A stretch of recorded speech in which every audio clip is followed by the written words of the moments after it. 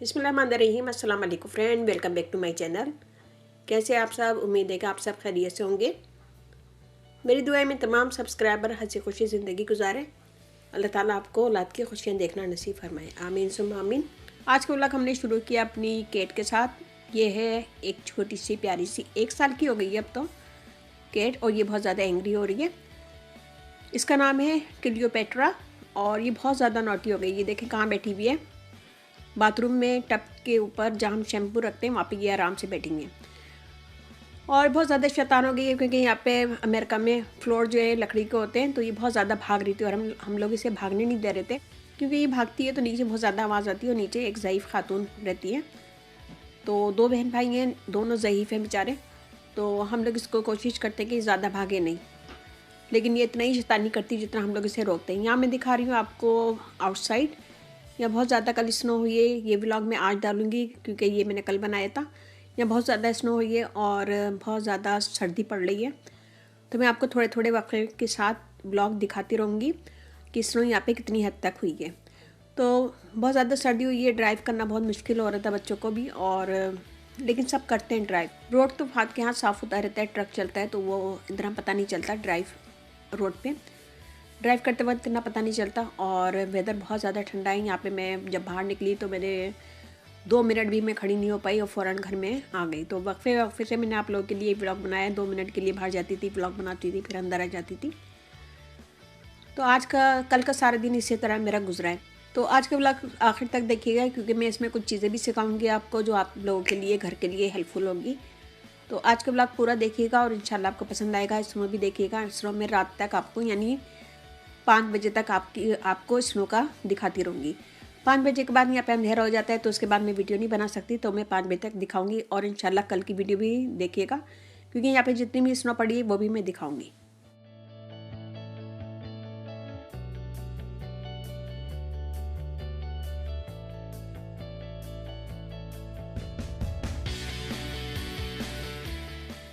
ये देखिए यहाँ पे इतनी स्नो हुई है और ये तकरीबन अंधेरा होने वाला है अब। तो काफ़ी स्नो हो गई है और ट्रक भी अभी तक नहीं आया है, वरना रोड वगैरह साफ़ हो जाती हैं।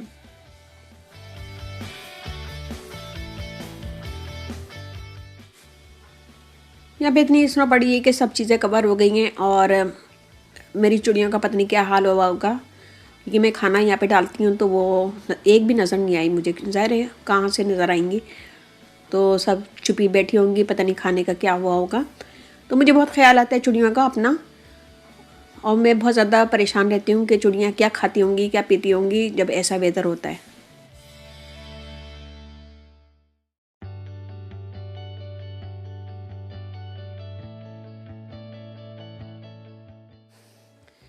वेदर इतना ख़तरनाक हो गया था, लेकिन लोगों ने अपने रास्ते साफ़ कर लिए, अपनी गाड़ियाँ साफ़ कर ली। ये देखें अपना रास्ता साफ़ कर लिया लोगों ने, अपने रास्ते साफ़ कर लिए और जहाँ से चल सकते हैं चल के गाड़ी तक पहुँच जाएँ, बस इतना ही साफ़ करते हैं। तो हम लोग भी इतना ही साफ़ करते हैं कि चल के गाड़ी तक पहुँच जाएँ और गाड़ी से घर तक आ जाएँ, बस इतना। बाकी स्नो छोड़ देते हैं। यहाँ मैं आपको बताऊँगी कि चिकन को कैसे वाश करते हैं, तो इसके साथ चिकन को वाश करना भी सिखाऊँगी।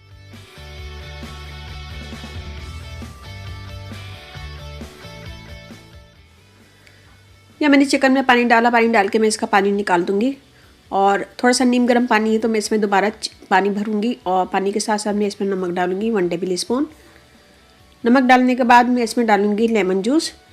लेमन जूस डालूँगी मैं 2 से 3 टेबल स्पून।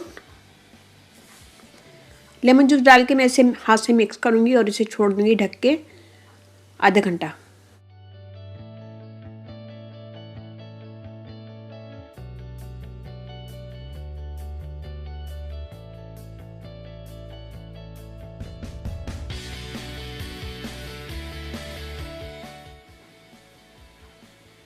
आधा घंटा छोड़ देंगे, फिर उसके बाद मैं इसको वॉश करना बताऊंगी। यहाँ साथ साथ मैं अब बर्तन भी धोते जा रही हूँ क्योंकि बर्तन जितने भी निकलते हैं उसको डायरेक्ट में जमा नहीं करती और हाथ के हाथ धोती रहती हूँ। तो सिंक को मैं साफ़ सुथरा रखती हूँ कि बस ज़्यादा बर्तन मुझे अच्छे नहीं लगते हैं सिंक में पड़े हुए। तो बर्तन हाथ के हाथ धोएंगे। फिर उसके बाद मैं चिकन मैंने निकाल लिए 10 मिनट के बाद। 10 मिनट के बाद मैं चिकन में दोबारा पानी भरूँगी और इसका पानी ड्राई करूँगी। एक तरफ मैंने डिश रखी है और उसमें मैंने छन्नी डाल दी है। चिकन को हम जितना भी फैट है वो निकाल देंगे एक प्लेट में, और उसके साथ मैं छन्नी में डालती जाऊंगी। 2 से 3 दफ़ा मैं ऐसे धोऊंगी।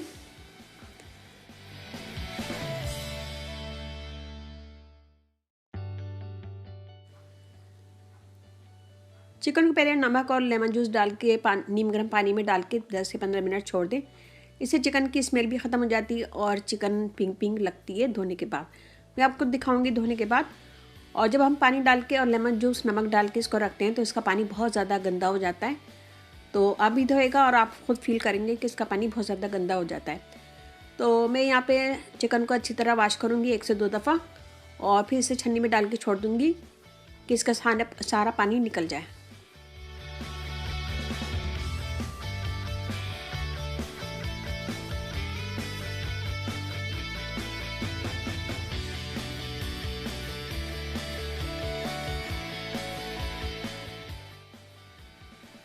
ये हमने चिकन धो के एक तरफ रख दी है, और इसकी सारी जो चिकन की गार्निश था वो मैं एक प्लेट में रखती जा रही हूँ, क्योंकि मेरी कोशिश होती है कि ज़रा सा भी इसके अंदर सिंक के अंदर नहीं जाए, क्योंकि यहाँ पे सिंक बंद होता है तो बहुत मसला हो जाता है। तो मेरी कोशिश होती है कि मैं हाथ साफ़ करती जाऊँ और एक जगह जमा करती जाऊँ सारी चीज़ें। तो इसे एक प्लेट में मैंने जमा कर लिया और मैं इसे गार्निश कर दूँगी, और चिकन को एक दफ़ा फिर धोएंगे।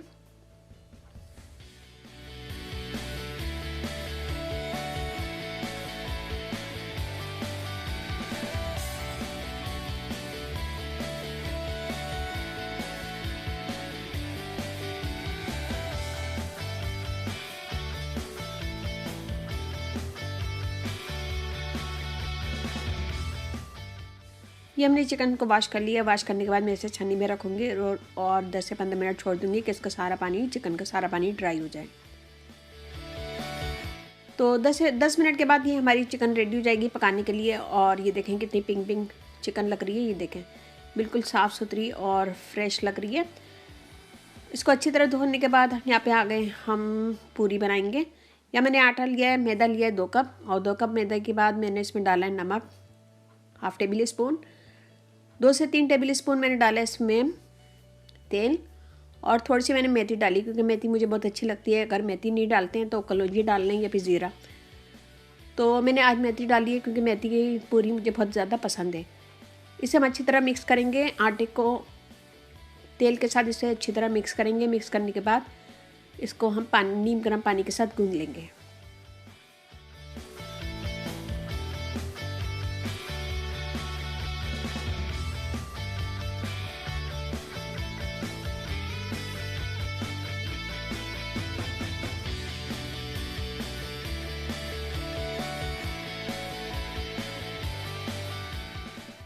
ये हमने आटा गूंद लिया है। मैंने इसे ढक के रख दिया है 5 से 10 मिनट। 5 से 10 मिनट के बाद मैं इसमें फिर मुक्की लगाऊंगी, और यहाँ पे मैंने एक दफ़ा फिर मुक्की लगाई आटे पे, एक दफ़ा दोबारा गूंदा, और फिर मैं इसको बेल के अब मैं पूरी बना रही हूँ।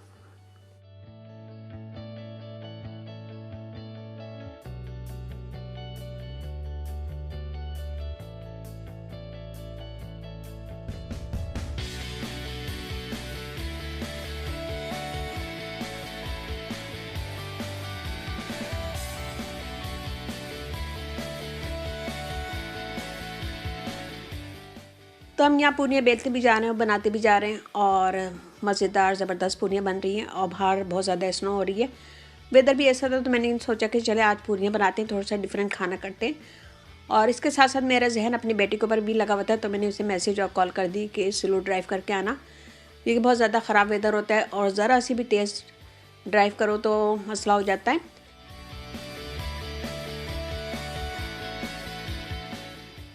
तो यहाँ हमारी ज़बरदस्त सी पूरियाँ तैयार हो रही हैं। पूरियों के साथ ही मैंने बनाई है यहाँ पे आज आलू की तरकारी।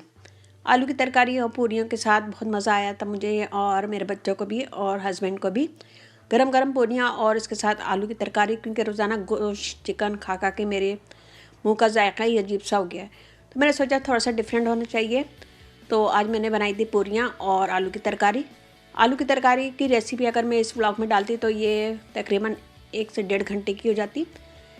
तो आलू की तरकारी की रेसिपी मैं आपको डिस्क्रिप्शन बॉक्स में लिंक दे दूँगी, तो वहाँ पे आप देख सकते हैं, तो ज़रूर देखिएगा। उसका लिंक मैं आपको डिस्क्रिप्शन बॉक्स में दे दूँगी। और मेरा कुकिंग चैनल है, उसमें भी मैंने ये वीडियो अपलोड की है। कुकिंग विद सर सैयद में ही मैंने ये वीडियो अपलोड की है, आप वहाँ पे भी देख सकते हैं। तो ये हमारी पूरियाँ रेडी हो गई हैं और ठंडे ठंडे वेदर में गरम गरम पूरियाँ और आलू की भुजिया खाने का मज़ा ही अलग है। तो यहाँ हम सब मिल बैठ के खा रहे हैं और इन्जॉय कर रहे हैं।